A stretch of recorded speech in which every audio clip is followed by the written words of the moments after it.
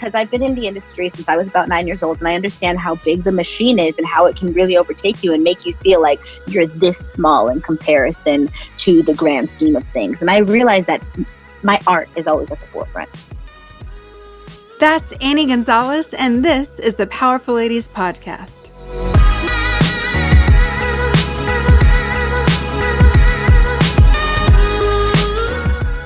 Hey guys, I'm your host, Cara Duffy, and this is the Powerful Ladies Podcast, where I invite my favorite humans, the awesome, the up to something, and the extraordinary to come and share their story. I hope that you'll be left entertained, inspired, and moved to take action towards living your most powerful life. I am so excited to introduce you to Annie Gonzalez. She's an actress, producer, creator, songwriter, taking on the world and sharing what matters to her, especially on her YouTube channel. Her commitment is to profound concepts being told in regular language and accessible to everyone. She's not afraid to speak her mind, be herself, or to educate and provide spaces for others to expand, be heard, and gain visibility. In this episode, she shares her journey as an actress, her passions for community improvement, and what's next for her. All that and so much more coming up, but first. If you're interested in discovering what possibilities and businesses are available for you to create and to live your most fulfilling life, please visit thepowerfulladies.com/coaching and sign up for a free coaching consultation with me. There is no reason to wait another day to not be living your best life, when you instead could be running at full speed towards your wildest dreams today.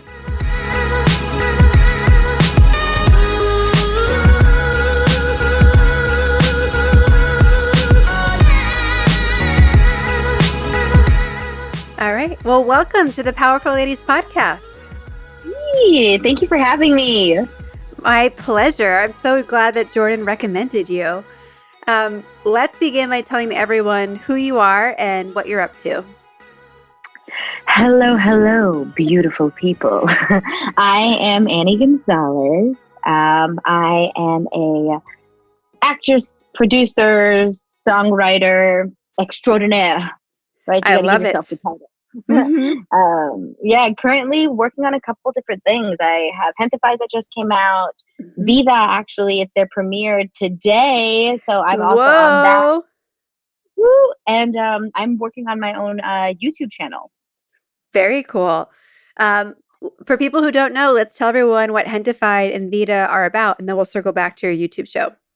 Yeah, so Gentefied was a show that has been in the making for the last 4 years. They started off as a web series and then converted to, and then Netflix picked them up, and now they're an actual series. And I get to play. It's about gentrification going on in the neighborhood of East LA Boyle Heights.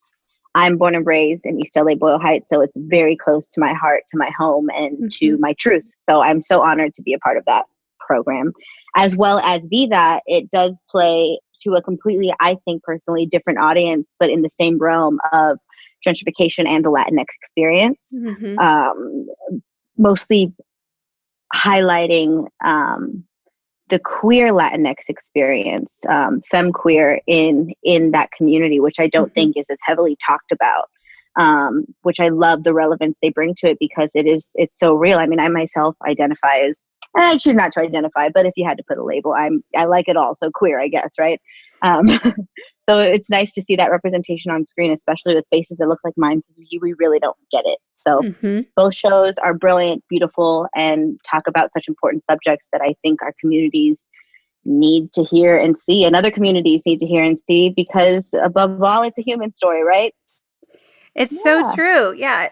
There's I was doing some homework prior, and I read a great article that talked about how proud you were to be working on programs that got to speak and share the truth that you've experienced, like from your neighborhood, from your Latinx experience, and like just how proud you are that you get to be part of this new chapter of showing people like all the varieties of people and like real stories from all these different subgroups that have been ignored most of the time.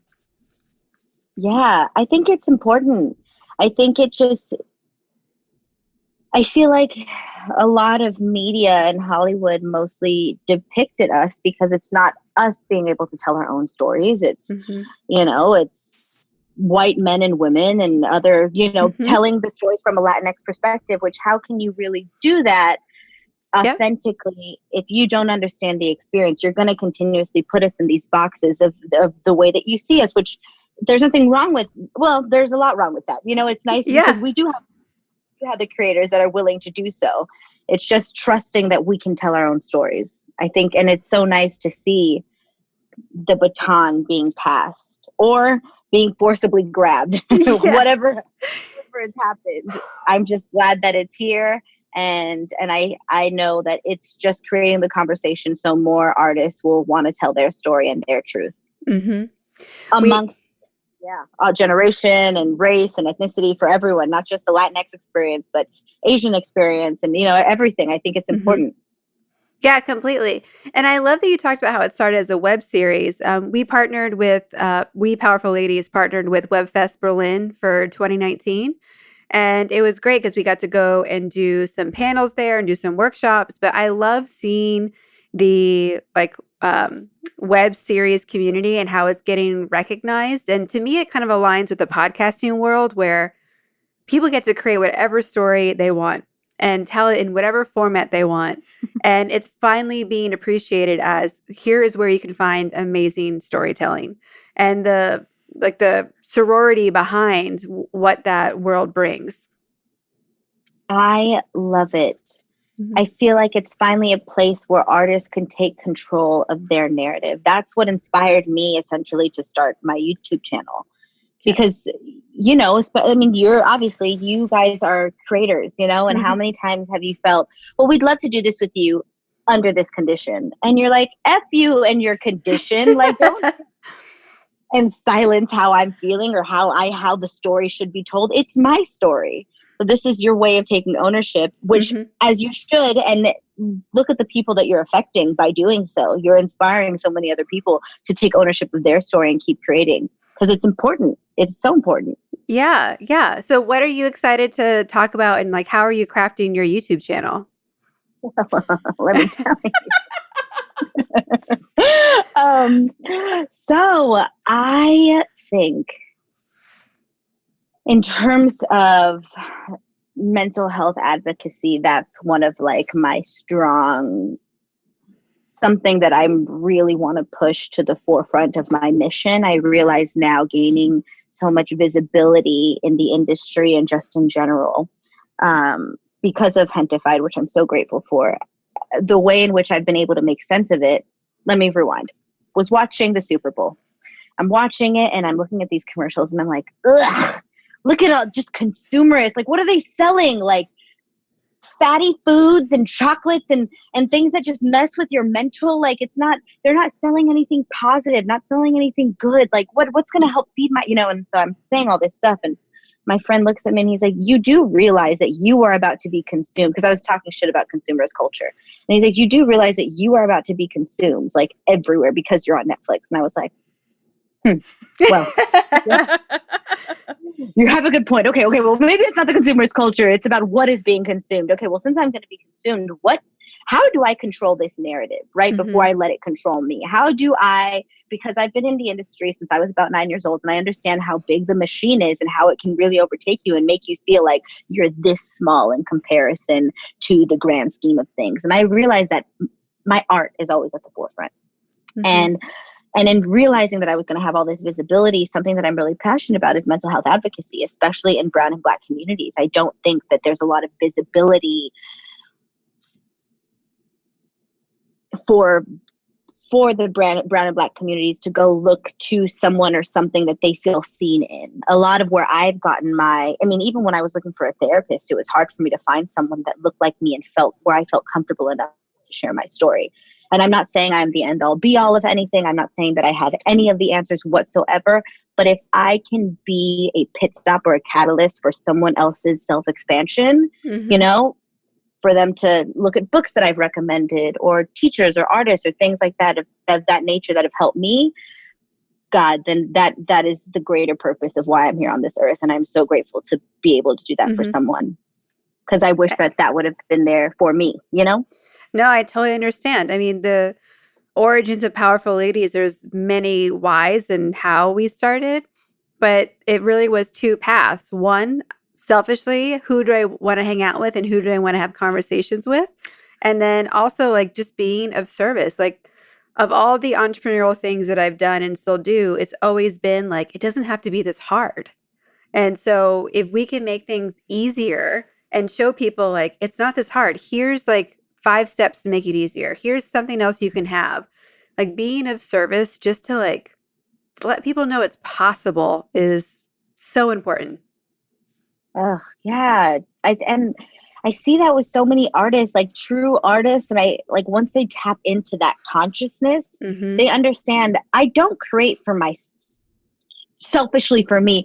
I think artists who understand the collective consciousness understand I'm creating for myself because it's going to do so many things for the greater good, because in myself, I see you, Kara, I see you, Jordan, I see like we see each other, and Yes. that is why we understand that if it's helping me, it's going to help someone else. I can't be the only one going through this experience. Yeah, completely. And you getting to do you at what your level 10 looks like for satisfaction is going to let somebody else know that's okay too. Like you can equally be selfish and serving at the same time. And when you get to that that's like the flow state, right? When you're like, how is it possible for it to be this simple? You just got to allow it to be. Mhm. I feel like I practice that via the mantras that I have. People have been telling me to make a YouTube channel for forever because I sing and I dance and I'm a performer. They're like, it'd be great, like put your stuff out there. And I'm like, I don't want to do the work. It feels like too much work, and I know where my strong suit is, and it's not with organization. It's not with like application of things. I'm like, if someone comes along and they're like, hey girl, I want to make it for you, let me do it. Let's do it. If someone did not come along to me recently and say, hey girl, called me out of the freaking blue and was like, girl, I think you'd be great on YouTube. You should create this channel. I will do it Yeah. for you. I have someone working on your logo. I have someone. And I was like, all right, universe, I'm listening. God damn you, I'm listening. I'm nervous as hell, but you know what? Obey, because I understand this is not about me. Yep. And this is something larger. Exactly what you're saying. And it is selfish because it is me, realistically, right? I'm telling people, like, watch my channel. They're like, what is it going to be about? I'm like, anything I fucking want. That's what it's Yeah. going to be about. Yeah, exactly. uh, what is it about the mental health that has you so fired up? Is it the missing for your community, or is there like a deeper root that you're like, this is the thing? Like, how did you find your passion path? Mm. I think initially it started off when I started diving into my journey Mm-hmm. and realizing like I feel good, but something was still missing and I couldn't figure it out. And as I started going to therapy, realizing how trauma can be passed on Mm-hmm. and how there is so much deep rooted that we don't even know. And once I started to finally, I hate using the term like feeling better or whatever, but when things started finally becoming clearer, Yeah. right? Because I don't like to assign a value to anything because then it just puts too much pressure on shit. It's like shit is what it is until it ain't, you know? That's how I Uh-huh. feel about it. But until I started getting more clear on like, oh, my mom has treated me this way, or my dad or whoever is treating me this way because of the result of their trauma, and they're just not aware of it. But Mm-hmm. now that the veil has been lifted from me, how helpful it has been to deal with the world around me and how I don't have to react so steadfastly and I don't have to be so mean or vindictive or cutting. I can just have truth. Mm-hmm. And how it's so much easier than anything else I've used as a coping mechanism. That was the catalyst for me. That was, at first I was just like, did you guys know about this? Oh my gosh, that's where it started. And then seeing the lack of visibility when I would talk to my family, it's very much this fraternity based lifestyle that we've lived, like where it's like, well, my mom hit me and so I hit you and so it's fine, and you should have seen what I had dealt with. I didn't have time to worry about your feelings because I was trying to put food on the table and a roof over your head, which like Yeah. all of that is good and well, like totally, but like that's a tired excuse now. Mm-hmm. You know, Mm-hmm. our parents heard that, their parents heard it, but the difference is, and what I understand the privilege that we have now is accessibility to podcasts such as one like Powerful Ladies podcast, right? And to Super Soul Sunday that Oprah does, and to all of these things. So I realize now with the privilege that I have, I need to then pay it forward. Mm-hmm. What was it about acting that made you start at 9? Oh, girl, I loved it growing up. I love performing. I love storytelling. I love the way you can make people feel things off of your vibration. Really, I mean, like, you know me, I love getting a little meta. So I love being able to change the tone of a room to allow someone to feel something they never thought they could. And I think it goes hand in hand with the mental health advocacy. It's so funny how once you just trust, even your childlike self knows what it is you want to do. And since I was a little girl, I remember it was like first grade. I was like 7 at this point. I've always sang, I've always danced, I've always loved to perform. And my first grade teacher told my mom, she's not paying attention. Like, I don't know, you might have to just come in and check up on her. My mom comes in and I'm there daydreaming. She's like, what are you daydreaming about? One day when I'm a famous movie star and I'm winning an Oscar.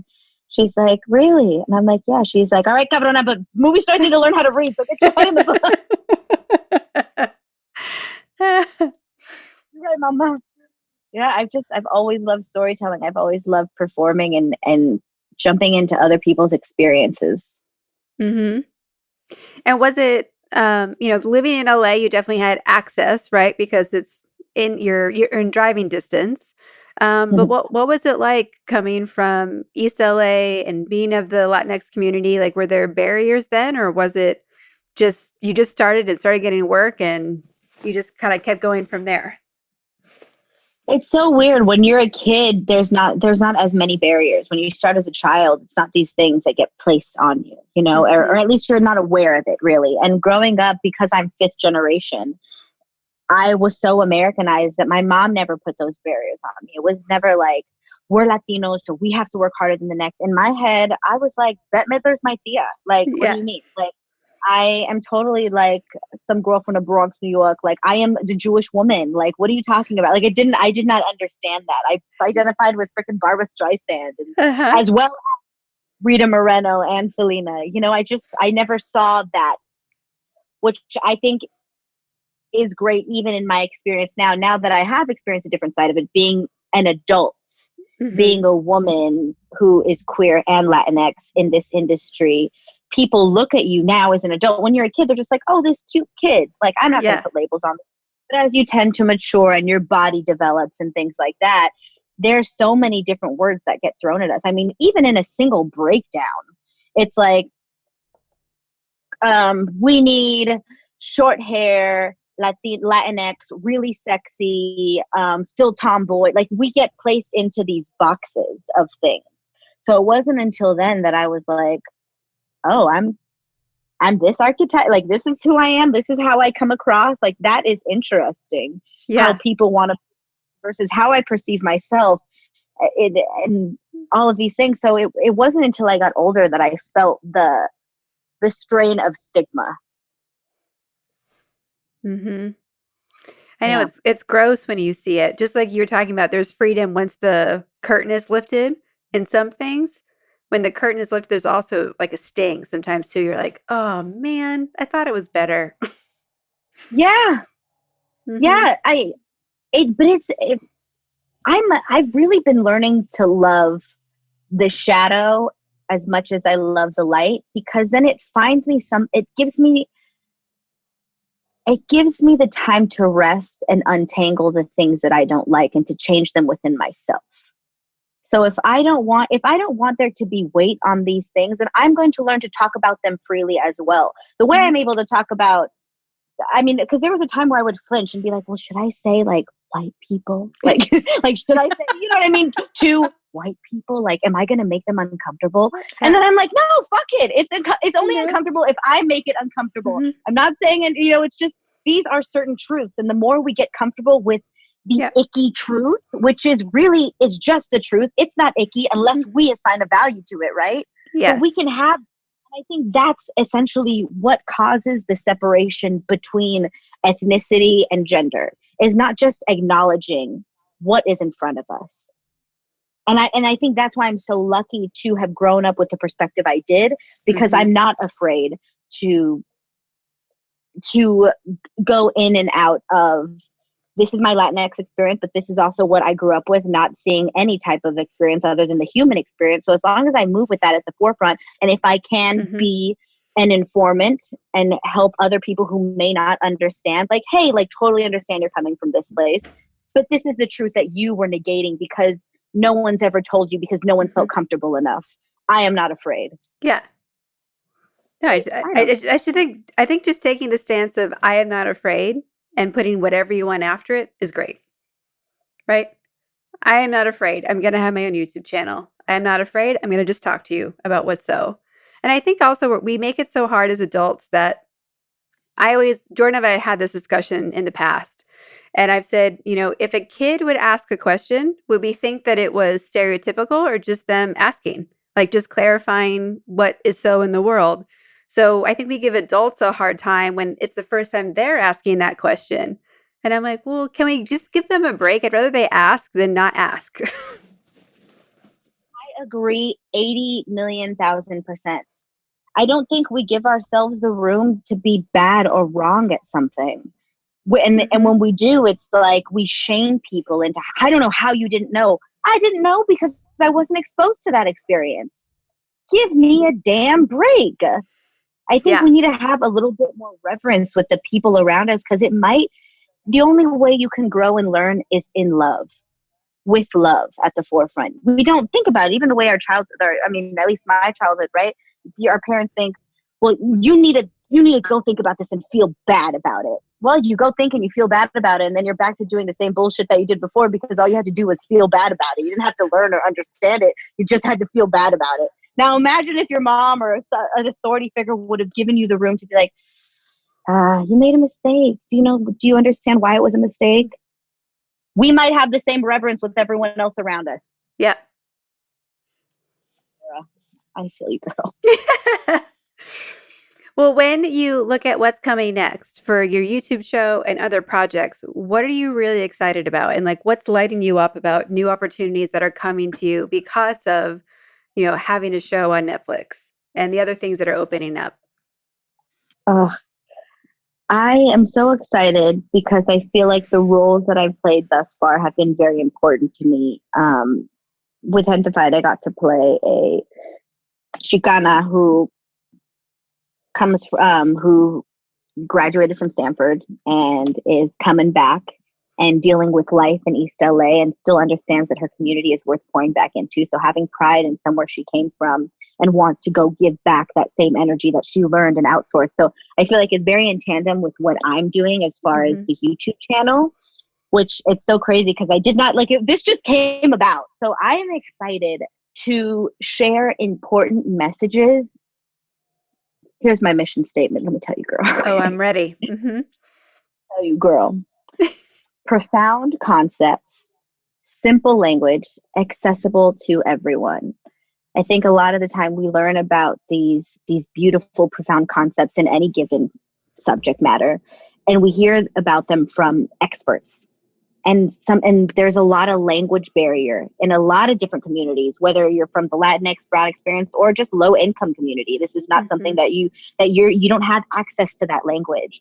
And I think where I'm grateful is I don't got no filter. So as eloquently spoken as I can be, I'm also still like, right, bitch? Like, you feel me? Like, so I think that people might want to gravitate towards it because they'll feel like they're talking to their best friend who just wants the best for them. I'm excited to bring on different nonprofits that I've partnered with to shed some light on them. I'm excited to bring on spiritual psychologists that maybe, can help be a catalyst for spiritual and emotional change. I'm excited to just talk about sex, talk about love in a way that it doesn't feel like taboo. It just feels like you're in your living room having a glass of wine with your best friend.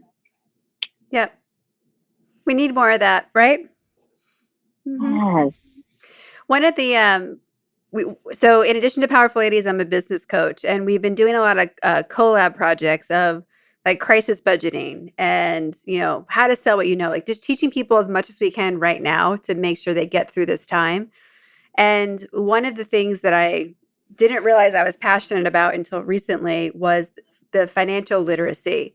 And when you hit on low income families and neighborhoods, it makes me insane that no one is providing the true, simple resources for more people to be financially literate. Because if you don't know what's available or how to ask for it or what these definitions mean, you can't actually move forward in life. It drives me batty. Like, so I love the fact that you're like, what can I bring to my people or whoever wants to listen and like just give you one thing to level up, one thing to keep moving you forward each time. Yeah. That's it. I would love to have a financial literacy coach on there. I would love to have different small businesses come on and talk about how they did that. Because I know there's so many people who are like, I'd want to, but I just don't know how to start. Yes. So that's has been the first thing that I said on my first video on YouTube was like, y'all, I am terrified, but they say the hardest thing is to just freaking start. So I'm starting. I don't know what I'm talking about. I don't know what's going to happen, but we're going to figure it out along the way. So just hold space for me. Yeah. So yes, I'm gonna have you. I need to have you on, girl. Help us with our financial literacy. Let's do it. Mm-hmm. No, I mean, it's my favorite thing. Again, like making things easy. You want to start a business? It's easy. It really is. Like, let's do it. Like, yeah. It's simple. When you think of the word and the phrase powerful ladies, like what does it mean to you? Like what does it bring up? Good, bad, ugly? Oh, powerful ladies. You know what it reminds me of? Here's what it reminds me of. I saw this quote that said, not fragile like a flower, fragile like a bomb. That's what it reminds me of. And I love that. Quote. Mm-hmm. Right? We are not fragile like flowers, though we can be. But don't forget that we are also the bombs. Okay? We will disrupt and erupt as quickly as we are beautiful to the eye, because we are so many things. We are an amalgamation. And I think that that's not how we get represented. And so, but no, we are, because you guys are doing this. So thank you, Powerful Ladies podcast, for being so brilliant and existing. What do they say? Modesty empowers some and provocativity empowers others. I err more towards the provocative side, but When you look at how your life has progressed and evolved, who are some of the women who have supported and mentored and guided you along the way? Wow. So there are so many people to name, but just to name a few, honestly, every single woman I've came in contact with, I've really taken something from them, whether it be a piece of reverence, a sentence, a feeling, someone who just gave me the space to exist and not have to perform. I've had so many beautiful women enter my sphere. I mean, even the toxic women that I've met, the toxic, those, like, there's something that I've learned there where I had to learn, wow, you are passing so much judgment because you don't understand it in yourself, Annie. And that is not fair. So even those moments, I've taken such gems with me. Gosh, okay, let's see. My mom is a big one. Yes, there's a lot of turmoil there, but I just see how hard she's tried and still tries, even at 50 years old, continuously working on her own growth. It's inspiring. I was raised with a lot of women. My mom, she has 2 sisters. There wasn't a lot of men in my family, even on my dad's side. He has 3 sisters. So there's so much like divine feminine energy around me. And let me tell you, strong women, you got to be a strong man to keep up with this. You feel me? And another powerful woman would have to be someone who's really impacted my life within the last 10 years or so, would be Linda Chavez. She's one of the co-creators on Gentefied, and she has become like a big sister to me in so many ways. I came to her saying, I did a pilot with her when I was 19, and she just became a mentor, whether she knew it or not at the time. But years after the pilot, I came to her and I was like, I hate the industry. I don't know if I want to do this anymore. They hate it. was over, she was like, cool, then leave. She was one of the first people that gave me permission just to be, even though I had met her in that space of us working together and doing, most people are like, no, but you're so good and it's okay. You just have to push through. She gave me permission to be whatever it was I needed at the time and still does. And so I'm so grateful for her sisterhood and our friendship that we have. Yeah. When you're not working on your craft and creating, art of some kind, acting, producing, like what else are you doing for you and your personal development? I love to work out. God, I love it, man. I love lifting heavy shit. Girl, I am 5'4". I was gonna say, you post on Instagram and it inspires me, and I'm like, holy cow. Yo, Yeah. go. I love it. I'm 5 feet tall. And I used to be, not that it's about weight, right? Because it's not. I am beautiful at any size. So I say this before I say anything. I used to be 175 pounds, and now I'm about 130. But even at 175, I was a bad bitch. So let me just start off by saying that. Okay. But I realized that a lot of the weight we carry has nothing to do with weight itself, but more so emotional pain. And learning to love myself then was how I was able to love myself now. And I'm still every day. It's a practice, but I do enjoy lifting weights and like being athletic, even though I wasn't raised in that environment. Like I didn't grow up doing sports or like lifting. Like I was, but now I'm like, God, there's so much. You realize how it's mental and physical and spiritual. It's so much more than just the way you look. Yes. So yeah. Oh God. Yeah. No, I love that.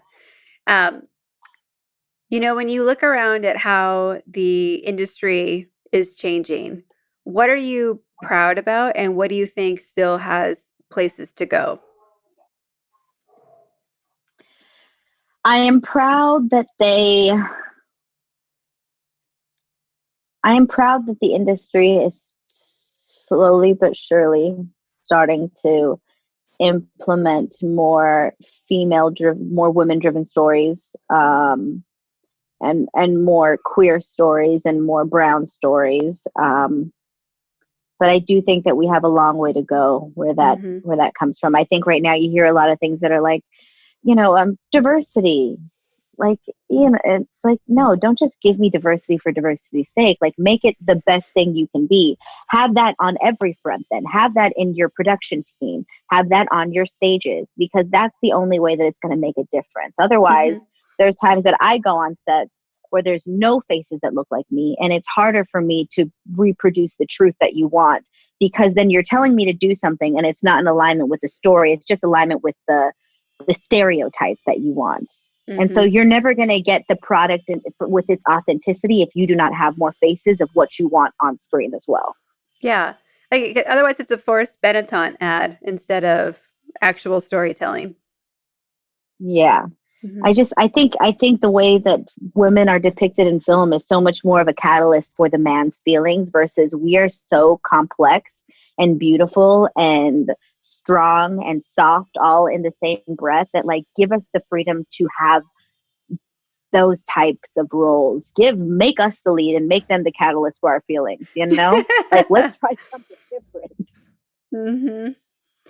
How have you had to pivot and adjust since we've had quarantine and COVID-19? Oh, wow. Yeah.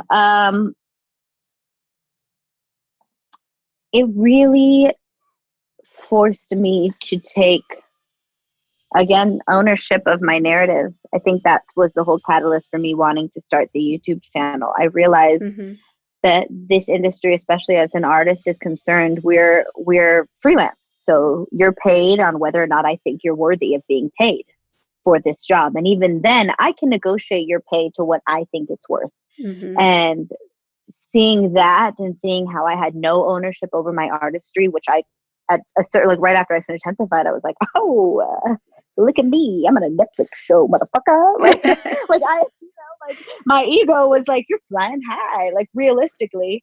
And then the rug was ripped from under me, and I had to move out of my apartment, and I had to move back home with my mom. And And Mhm. even people now are like, but you're on a Netflix show. Like, aren't you rich? Can you give me some money? Because I can't pay my bills during COVID-19. And I'm like, psych. No, I could not. I can give you my spiritual wisdom, though. Follow my YouTube channel. So it's forced me to take ownership of everything. Mhm. Take ownership of my humanity, take ownership of my ego, take ownership of my higher self, take ownership of my artistry, and then now understand that art itself is not a luxury, it's a necessity during this time because that is how we heal the world. Mhm. During the Great Depression, what did people do?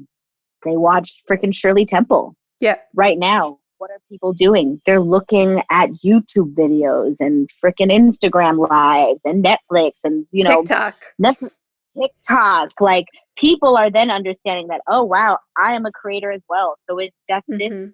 this COVID-19 has really reminded me that I don't need anything outward. I don't need the validation that I've been seeking since I was a little girl. Like, you're good enough, you're talented enough, you're pretty enough. I need to do that. And I am doing that Mhm. by creating my own body of work. No, I love that. I mean, the Powerful Ladies mission is to encourage and enable people to curate a life of their design. And for a long time, I was separating my business coaching from Powerful Ladies because I didn't want to focus only on businesses and entrepreneurship and making money. But that's the fastest way to empowering yourself. And I love that you use the word ownership. Like, being an entrepreneur just means that you own your professional destiny. That's all it really means. And it doesn't need to be this crazy tech Y Combinator, next Facebook thing. It just needs to be something that's you being authentic to you and putting it in a package that people say, yes, I would love to contribute to that. Here you go. Yes. That's always at like the forefront of my message when I'm saying be Mhm. your best. It doesn't mean you need to be the next fucking Oprah.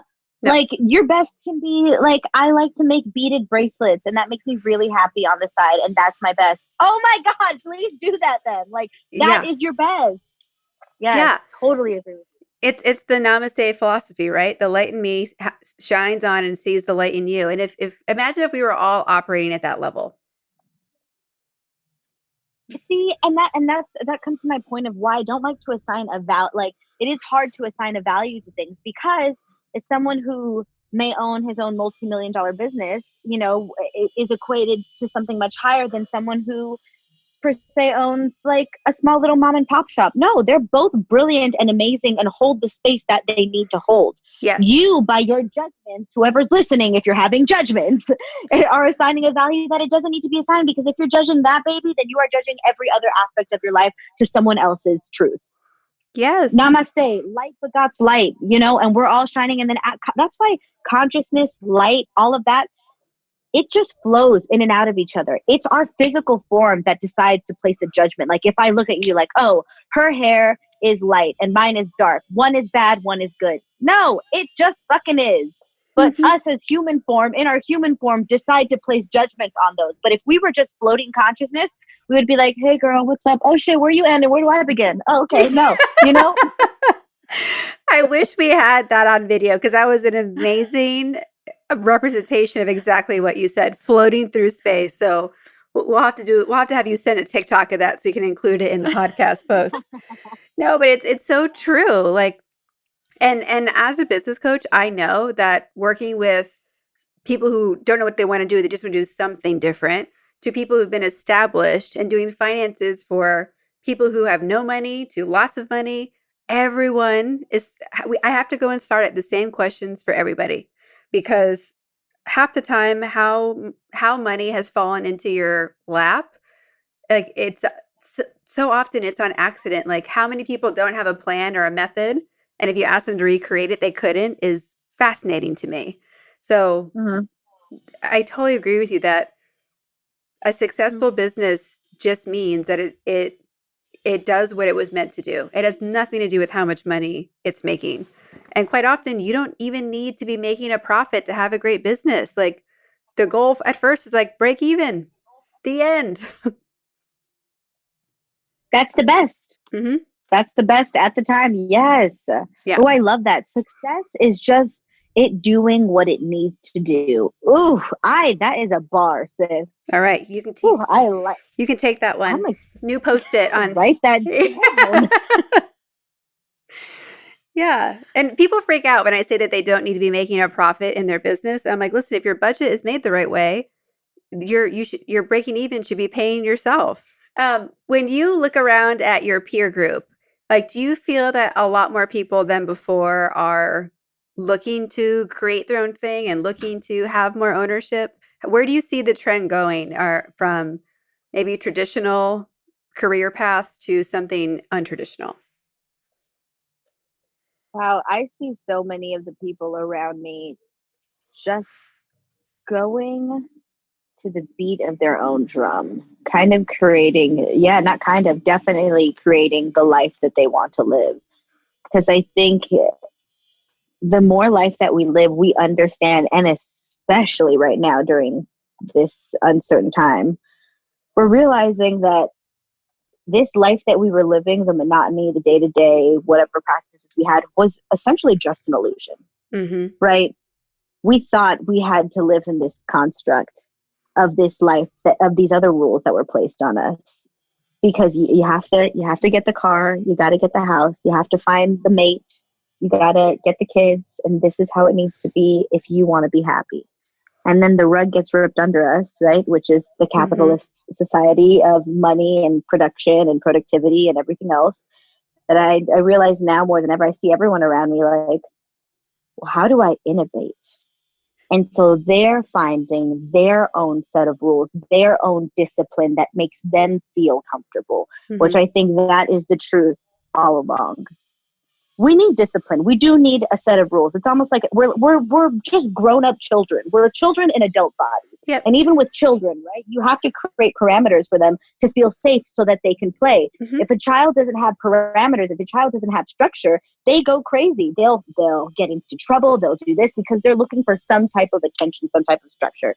Same as adults. That's why we don't pay our bills on time, because we love the chaos of it, because maybe we didn't have enough structure in our childhood. That's it, right? Like, it's all these things. Yeah. So now it's forcing us in adulthood to be like, oh, I need to create my own discipline of life. Well, what does that look like for me? What is going to make me feel safe? Well, I really like doing this one thing, and I actually do think that this thing is profitable.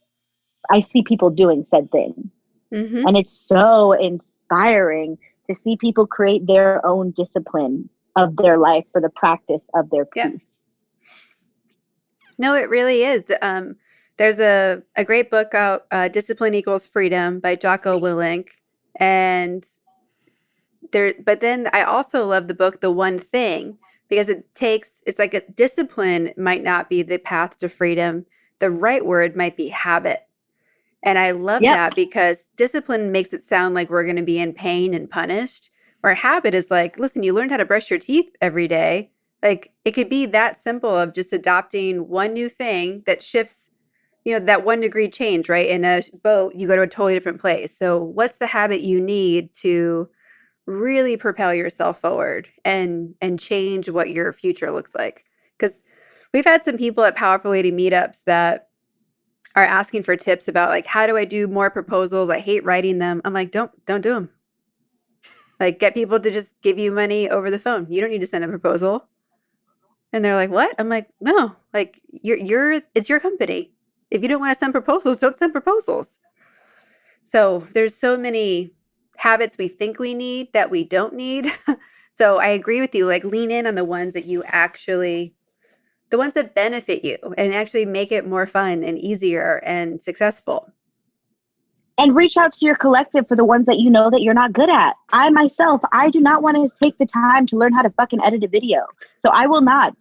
Luckily, someone came to me and was like, hey girl, I'll edit all your videos and post them up for you at this certain day, at certain time. All you got to do is get them to me. What? Thank you, Jesus, baby Lord, Mary Magdalene.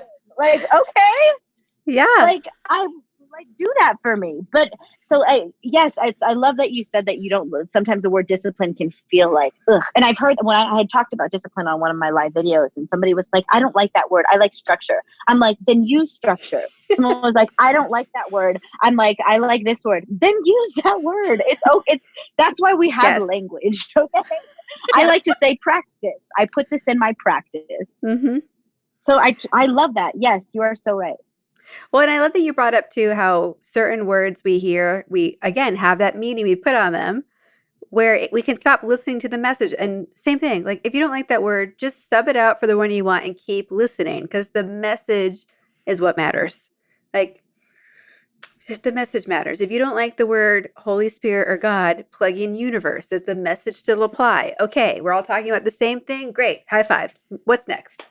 Like, I was going to say amen, but maybe you don't like that word either. I don't know. Ashe. What are you? Namaste. The light in me. Recognize the light in you, girl.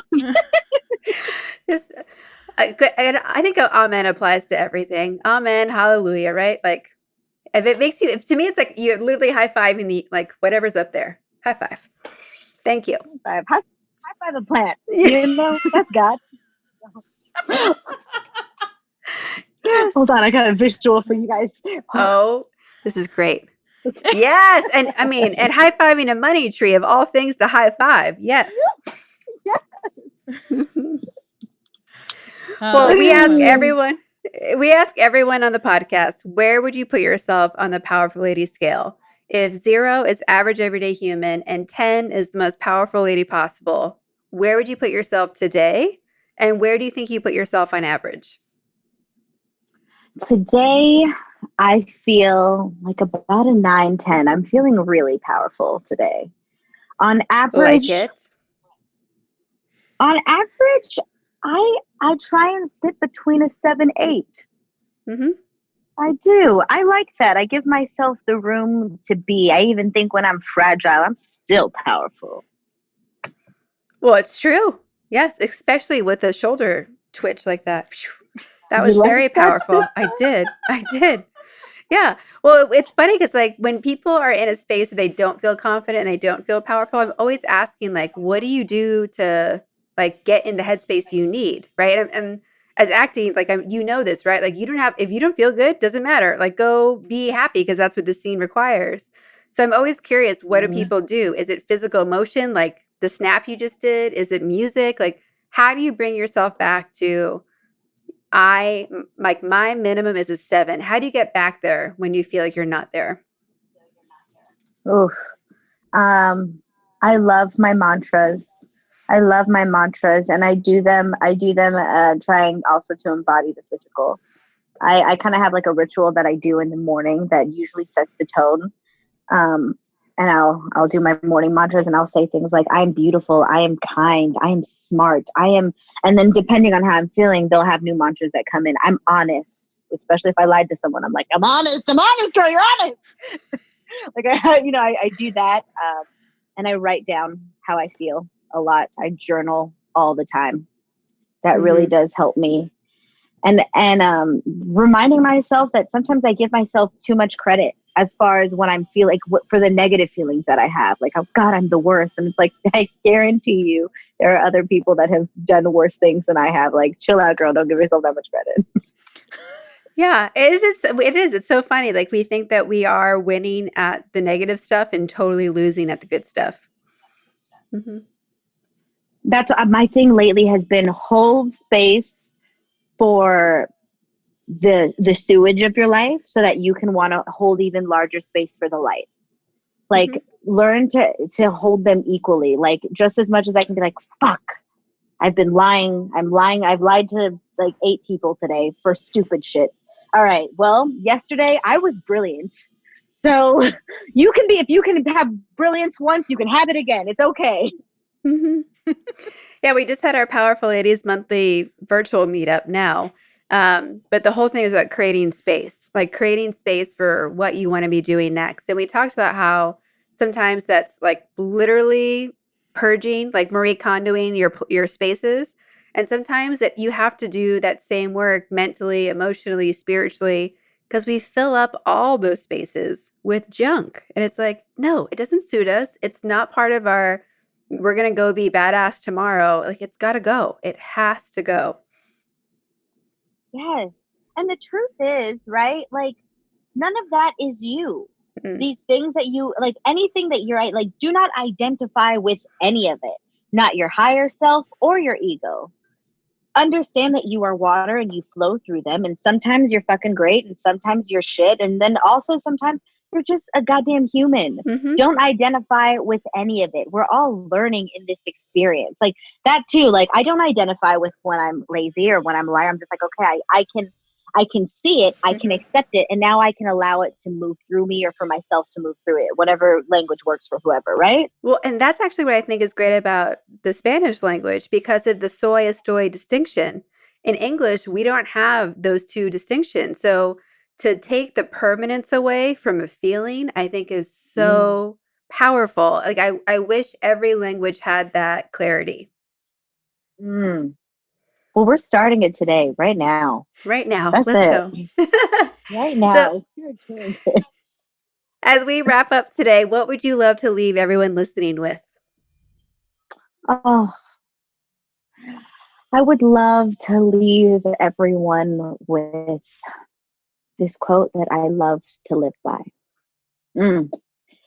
Who am I to be brilliant, gorgeous, talented, or fabulous? Who are you not to be? By you letting your light shine, you unconsciously allow others to do the same. Your playing small does not serve the world. So I say to everyone here listening, keep playing big, play large, play whatever you need to play in each given moment because you are giving the gift of yourself, your truth, and opening up someone else's truth and light. Marianne Williamson, I believe that's her quote, and it's one of my favorite ones. And since I was 11 years old, I say it every day, and it still rings true.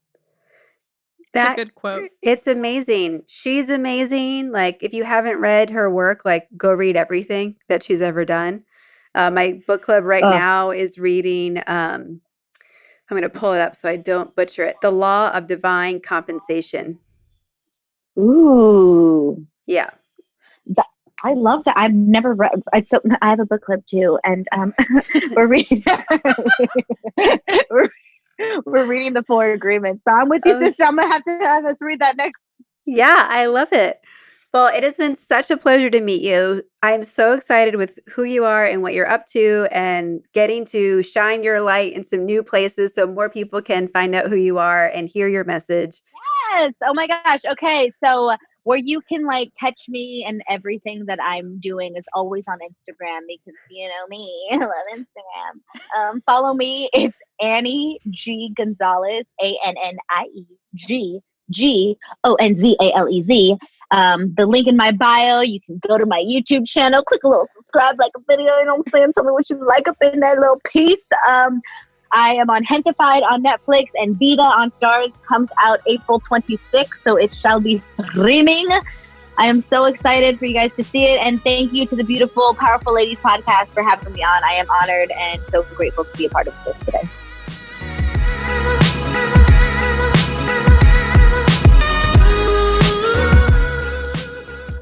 Annie is a powerhouse. Her energy, her passion, it all aligns with her purpose to use her gifts to change the world while also dazzling the world. To connect, support, and follow Annie, you can find her on Instagram at Annie G Gonzalez, and of course on YouTube on her channel, Annie Gonzalez. And we totally recommend that you check out her 2 shows, Gentefied and Vida. All other ways to connect with her will be listed on our website, thepowerfulladies.com/podcast. Thank you so much for listening. I hope you've enjoyed this episode of the Powerful Ladies podcast. There are so many ways you can get involved and get supported with fellow powerful ladies. First, subscribe to this podcast anywhere you listen to podcasts. Give us a 5-star rating and leave a review on Apple Podcasts. Follow us on Instagram at Powerful Ladies. Join the Powerful Ladies Thrive Collective. This is the place where powerful ladies connect, level up, and learn how to thrive in business and life. Be sure to subscribe to our YouTube page, and of course, visit our website, thepowerfulladies.com. I'd like to thank our producer, composer, and audio engineer, Jordan Duffy. Without her, this wouldn't be possible. You can follow her on Instagram at Jordan K. Duffy. We'll be back next week with a brand new episode. Until then, I hope you're taking on being powerful in your life. Go be awesome and up to something you love.